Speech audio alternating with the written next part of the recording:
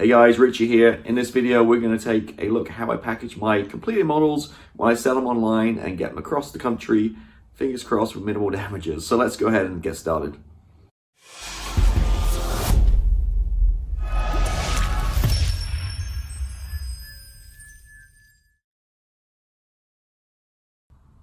Alright, so I've been selling quite a few models recently and packing a lot of stuff up and shipping them, and I thought, you know what, let me do a quick video to kind of show how I ship stuff. I was very apprehensive and nervous about selling stuff online. I know how mail people will handle stuff and how they get damaged, and I thought fragile models, I can barely carry it from one room of my house to another, let alone ship it across the country. But I looked online, I got a few tips from people, and I shipped some stuff, and people gave me some feedback, and I kind of figured out a way to kind of get some to one place in pretty good condition. Now I'm saying that I'm totally going to jinx this, so I should take a step back and say my enjoyment in a hobby is all about the building. Once they're built, I don't really have much attachment to them. Now don't get me wrong, there's 2 or 3 models I turned out great and I really, have some kind of personal attachment to me and I would never sell, but the majority, I don't have much attachment to them. So recently, I've got much space right now, so I've kind of been purging. And also my philosophy too is, again, I like the building side of things. And a lot of these kits I built 3, 4, 5 years ago, my skills are a lot better now. So if I want another one, I just go buy another kit, build it again, and it'll probably turn out better.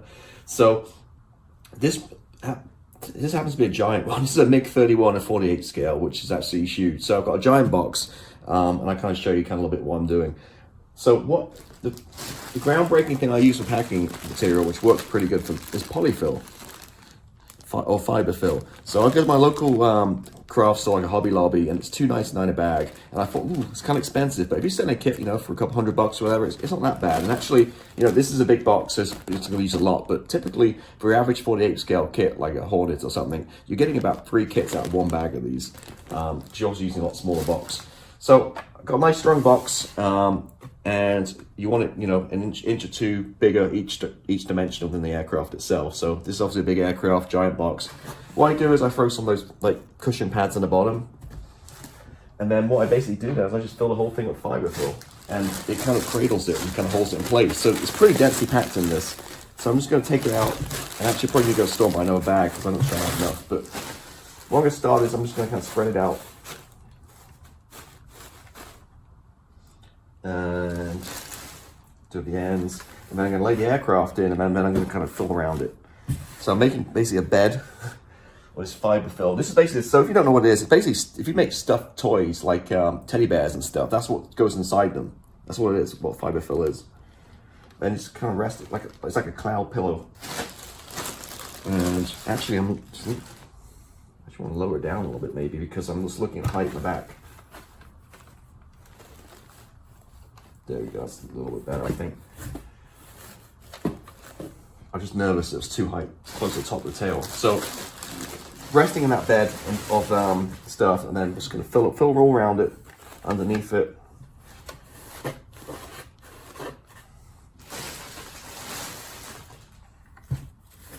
So around the back, sides.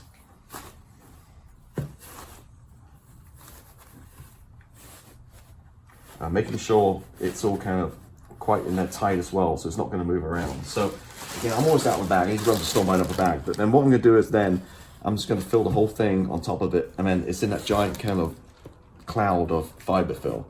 So I need to run to the store and buy another bag. I'm out. So I'm going to store, come right back, and then I'll finish up and I'll kind of show you how it looks once it's all done. And then note too, the canopies are on the and pitot tubes and stuff, but then with all this dense stuff around it, once it gets packed in, it's not going to move around much. It's going to be pretty rigid, I think. Cool. All right, let me go to the store and I'll be right back. Alrighty, so I'm back. Went to the store, got another bag of polyfill, $2.99, and we're going to fill this up now and pack it nice and safe. So I'm just going to loosen up a little bit because it's quite dense, and just basically just fill in the whole box so this thing doesn't move.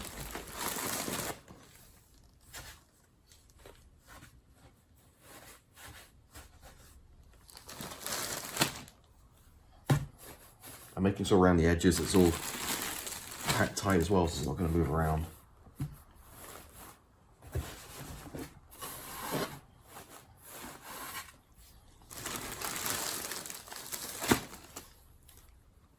Just gently over the canopies.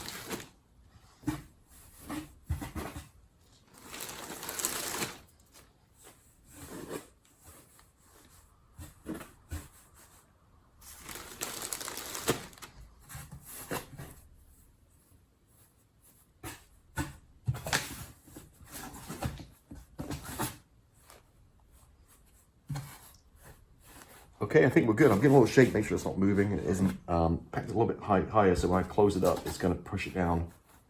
So that is the kind of way I pack my stuff to ship.